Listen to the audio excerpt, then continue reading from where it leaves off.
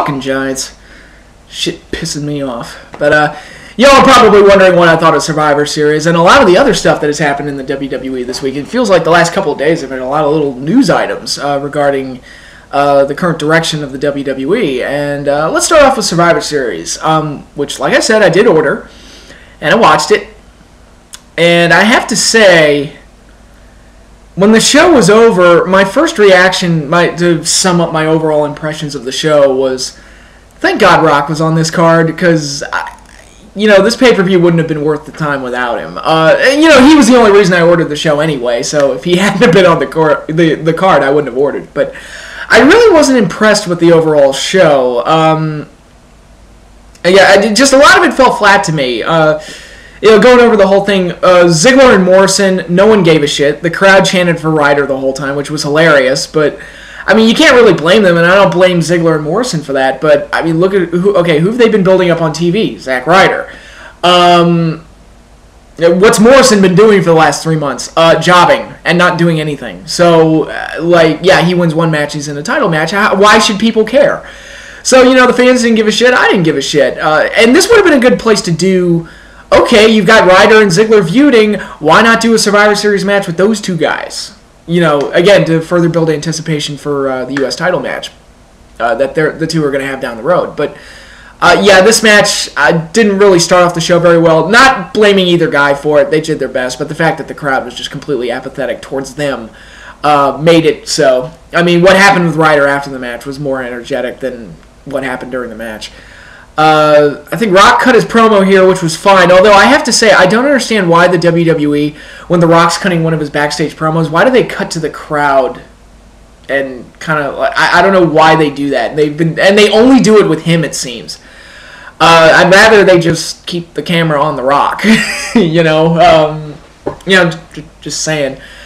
But yeah, Rock's promo was good. One of the more exciting parts of the show, actually. Divas match, finish was cool, but other than that it was filler, so I didn't really care. Then we got the Survivor Series match, Team Orton versus Team Barrett, which I thought was a very boring match. Kind of very lifeless Survivor Series match, and it seemed to go downhill once Sin Cara got hurt, which I'm always sorry to see things like that, so I wish Mystico the best. But that landing didn't look good. And it seemed like once he got hurt, the whole match just kind of fell apart, and the crowd didn't really react to anything except for Cody.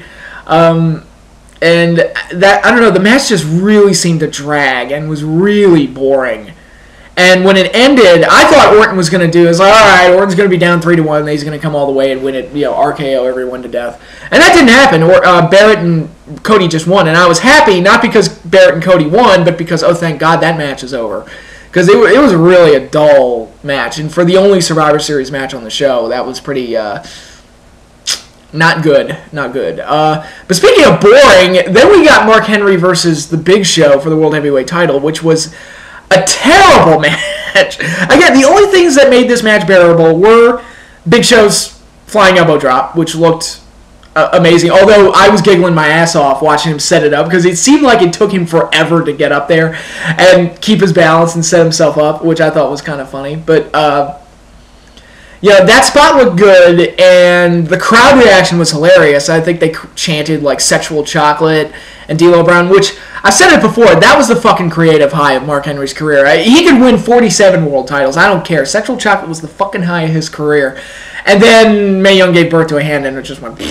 But yeah, sexual chocolate. That was the best Mark Henry ever was. I dare anyone to challenge me on that.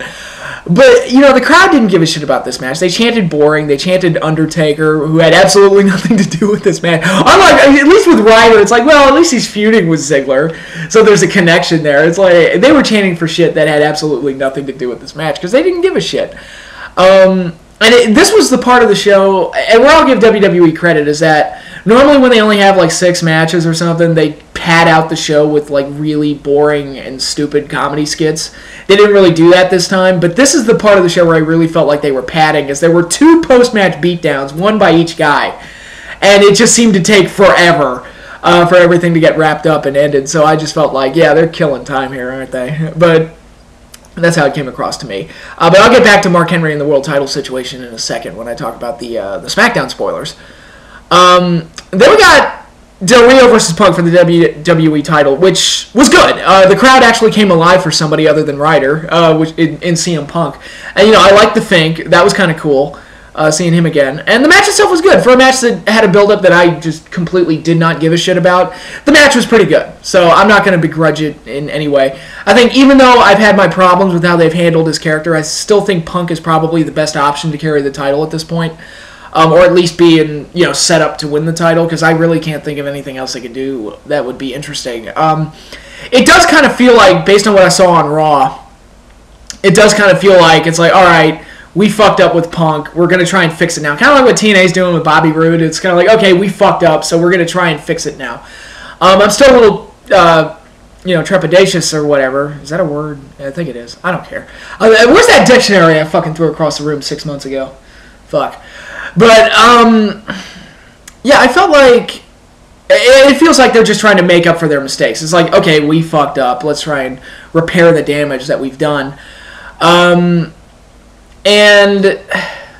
I hope it works out. I'm still a little, weary about where they go from here with Punk, or has it been damaged beyond repair? Whatever, I don't know. But we'll see what happens as the weeks play on. I have this fear that Kevin Nash is going to get the title shot against him. I don't know.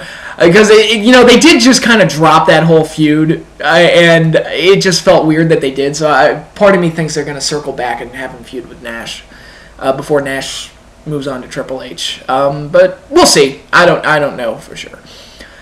But yeah, that match was good, and the main event was good. The funny thing about the main event is that you've seen this match on TV. You see this match on TV every week. It's the same goddamn match. It's the same, main event tag match that happens on TV every week. I mean, there's nothing spot for spot. The same formula is there. But The Rock was in it, so that made it worth it. And Rock looked damn good. I was really impressed with how The Rock turned out. And, he looked exactly the same. He looked like he hasn't missed a beat. He looked great. Everything looked great. And having him in there was worth the price of admission alone, because Rock wrestling is not a common attraction. Obviously, this is his first match since WrestleMania 20, and it was very impressive. I really liked how that all turned out. I thought the match was fun. I enjoyed it, and of course, Rock bottoming Cena afterwards was a nice little treat for us, because Cena's gonna win at Mania anyway, so it does feel kind of nice that every time Cena and Rock cross paths, Rock kind of gets the best of him. So it's kind of like, gives us a treat. It's like, okay, he's going to lose at Mania, but at least I get to watch him humiliate Cena for 6 months. Watch him humiliate Cena for a year or whatever. But, yeah, and, it was so funny. A lot of people seem to think that Cena was going to turn heel here, and then he was going to turn heel on Raw. And I keep saying, look, if they turn Cena heel, I'll believe it when I see it.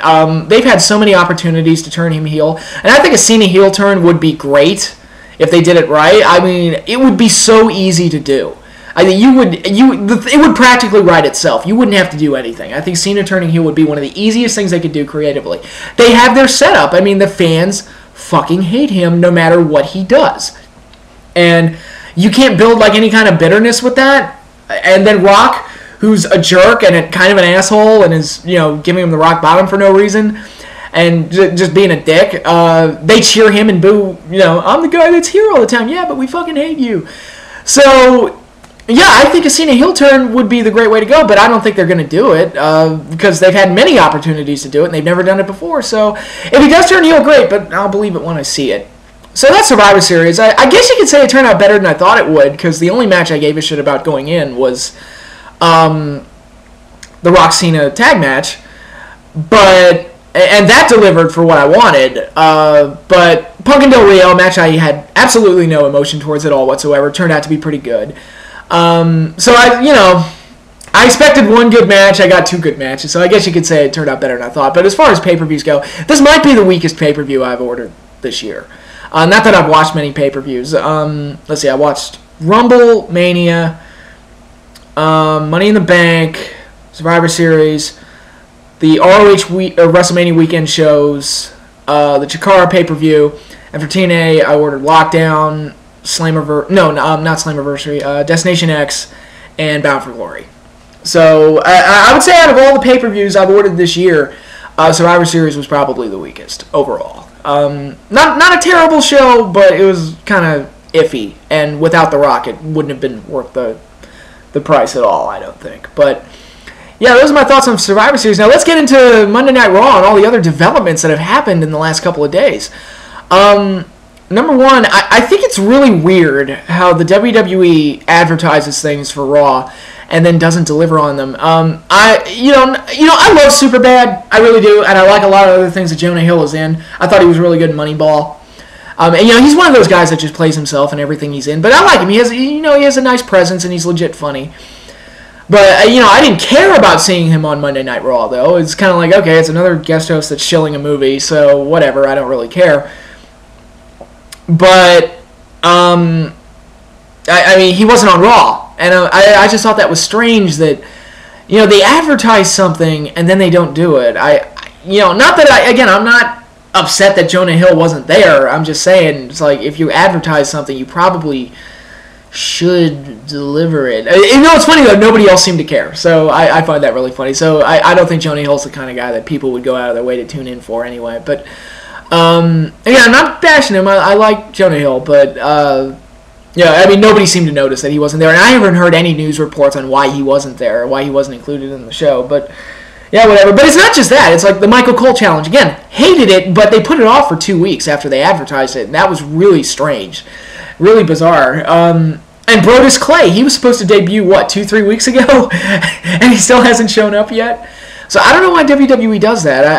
I don't know. That's just really kind of odd to me. But overall, Raw was kind of, kind of same business as usual. Nothing, not terrible, but just kind of a, paint by numbers kind of show. The one thing I do want to comment on that, two things actually. I thought the Punk Ziggler match was very good.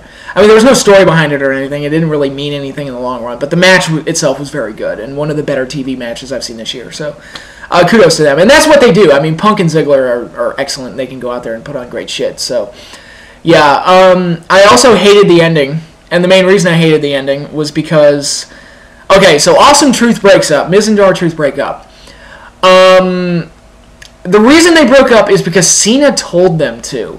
Cena said, well, he thinks you suck, and he thinks you suck. And I'm like, what, they're listening to Cena, the guy who hates them? Power of suggestion, man. I don't know. Cena's got hypnotic powers, I guess. I don't know. I just thought that was really, really a weak excuse for the turn. It's like, oh, they turned on each other because Cena told them to. Or Cena planted the seed of dissension. And I thought that was really, really lazy writing, I thought. And really a cheap excuse to get rid of R-Truth for the time being, given his suspension. And again, going back to what I said about Cena turning heel, he came across like such a bitch on Raw. He's like, oh, the fans booed me in Survivor Series. Well, that's great. I love that people speak their mind like that. I think that's great. Show emotion. Rock bottom me. Oh, that's great. He got me this time, but I'll get him at Mania. I really was happy with how Survivor Series turned out. I was like, dude, you are a little bitch. You know that? And my joke with Cena has always been, he likes whatever the fans like. He will say, I like whatever you like. You hate me? God, fine, cool. That's cool that you say that. As long as the fans like it, he'll be on their side. And, that kind of makes him feel like a bullshit artist or just a blatant suck-up. It happened with the Punk promo back in the summer. Next week he comes out and says, I think Punk should have a job and I want to wrestle him because he spoke his mind and I think that's great. And if I were Cena, I'd be pissed off that fucker attacked me and then ran me down on the microphone right after he did it. I'd be like, dude, I want to wrestle that motherfucker because he pissed me off. I mean, if that were Stone Cold Steve Austin or The Rock, they wouldn't put up with that shit. And people like that kind of shit in wrestling. But, Cena's just such a fucking pussy. He's just... It's hilarious at this point how wimpy he is and how childlike and one-dimensional the character is. But yeah, that's Raw. I mean, nothing overly interesting happened except for maybe the ending and the one match. But it is what it is. Now, other news items that are coming out. They aired two vignettes. Which I completely missed. I didn't see either one. Apparently both of them were aired on Raw, and I completely missed them both. The It Begins vignette, and a vignette that seems to imply that Kane is coming back in the mask. I'll comment on both of those. First of all, the It Begins thing, Chances are, a lot of people, like the report on the net is that it has to do with Jericho. I don't know.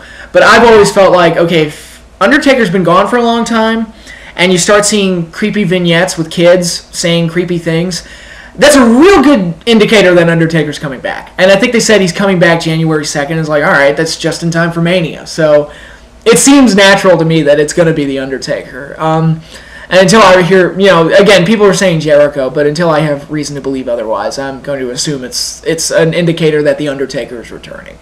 Which, I think using him as a special attraction at this point is a good idea. They're basically just using him. I feel like he's going to be a once-a-year guy now. He'll just work at Mania and that's it, which is probably fine. I don't have a problem with that. Like, I had a problem with him beating Punk for the title and being, just being there.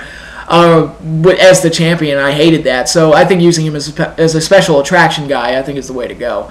As for the Kane thing, the reason I'm not a fan of putting the mask back on Kane is because they didn't burn him first. And one of my problems, first of all, I was completely against him taking the mask off in the first place. I'm like, look, the mask is what makes him look cool. You lose that, the whole character dies. Sooner or later, that character is just going to fizzle out and die, and sure enough, it did.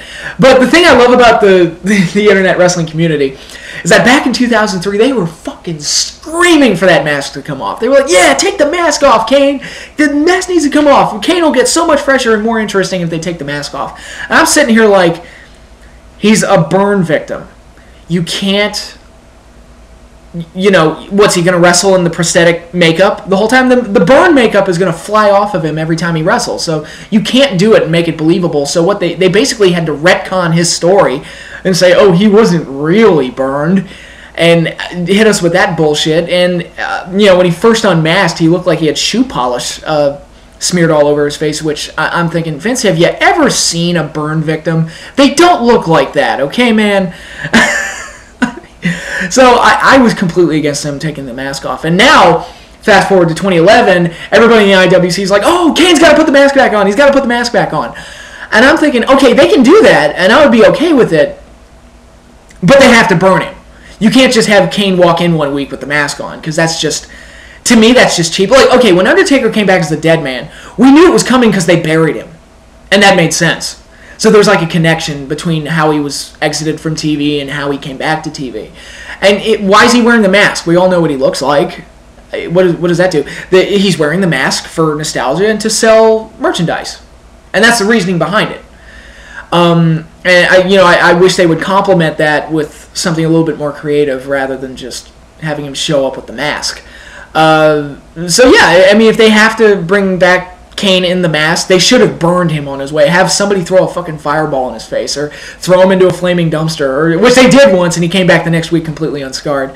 Which, again, I'm not sure how that works, but yeah. So Kane back in the mask, I would probably be okay with. Although physically, I think Kane is so far past his prime that I don't even really want to watch him anymore. But it would be nice to see him end with the mask, just to kind of give a nice bookend or nice ending to that character. But I just wish they'd come up with something a little bit more creative for his exit to make his return in the mask have a little bit more of a bite to it. Like I said, they should have burned him on the way out. I mean, it's easy to do. I mean, when take the mask off, he's not burned. Just you want to get the mask back on him, just burn him again. It'll be great. Yeah, so there's that. And what else happened this week? Oh, I got to talk about R-Truth getting suspended, which, dude, how dumb are you? Violate a wellness policy. And, dude, I've been hard on R-Truth forever. I have never liked that guy. This run, and this goes back to when he was K-Quick. Never liked him. I never liked him in TNA, and I never liked him in WWE. He's just, I don't know. I never liked him as a worker, and I never liked whatever character they presented. This run he was on with Miz, though, is the best he's ever been. Whether you like R-Truth or not, I'm like, okay, this is the best he's ever been, this run with The Miz. This awesome truth thing that they had going. And some of the stuff they did was actually mildly entertaining, I have to say. I like the You Sucked song. I thought that was pretty funny. And then he goes and gets a wellness violation. It's like, oh, dude, you fucking idiot. You just ruined the best thing of your career, dude. Kind of like Evan Bourne, doing whatever it was he did that kind of... of course, they haven't ended Air Boom. I guess Kofi Kingston's still the tag team. He's walking around with his tag belt, so I assume they're still the champions. But it's like, dude, just you gotta be smart about things like that, man. I mean, I applaud WWE for enforcing their wellness policy, but I was like, dude, how dumb are you? How really fucking dumb are you? Best run of your career, and you fuck it up. But yeah, so he'll be gone for 30 days, and I guess we have a feud with Miz to look forward to when he gets back, which, you know, whatever. And then, what else? Oh yeah, the SmackDown tapings. I gotta talk about that. Daniel Bryan cashed in his Money in the Bank on an injured Mark Henry, won the belt, and then the decision was reversed because Mark Henry wasn't medically cleared to wrestle or whatever. Okay, a couple comments here. Number one, Daniel Bryan actually made headlines? I'm shocked by this. I don't think I've talked about Daniel Bryan since he won the Money in the Bank. He's just been completely irrelevant since then, which great way to build up a Money in the Bank winner. But it's kind of like what I say all the time, where they're like, look, they use Money in the Bank as an excuse not to build somebody up. Bryan has done nothing since winning that thing. Okay, it's the Raw Super Show era. SmackDown guys show up on the show. I don't think I've seen him on Raw since they started doing that. So how much faith do they have in this guy? And he loses all the time, which is weird. And I don't know, the way they build people up is just really strange. So I was like, wow, Daniel Bryan actually did something that made headlines? I'm shocked by that. Again, that's not his fault. It's just the way he's been booked. And then the decision gets reversed, which I'm thinking, I thought the... Excuse me. I thought the whole point of Money in the Bank was that it was anytime, any place, whenever the challenger wants to cash it in. I didn't know there were restrictions on it. So it's one of those, made-up rules that well, I guess they're all made-up rules, but it's one of those things that the WWE just did just for the sake of, story convenience, and maybe the cheap shock of teasing us with Daniel Bryan winning rather than staying consistent to what they'd done in the past. So, whatever. I just kind of feel like, okay, that happened. Also, I think it kind of betrays Bryan's character that he cashed it in like that, because, he said that he was going to cash it in at Mania, and he was going to do the honorable thing and do that, and not, that's what he said, he was going to cash it in at Mania, which to me makes him more like okay, he's honorable. He wants to cash it in at the big show and have his opponent be at his best, and not, just cashing in when the guy's weakened. And then he does that to Henry, and it's like, oh, well, you're kind of a son of a bitch, aren't you? But, yeah, so that happened. It's the most interesting thing I've heard SmackDown-related in a dog's age. I'll say that.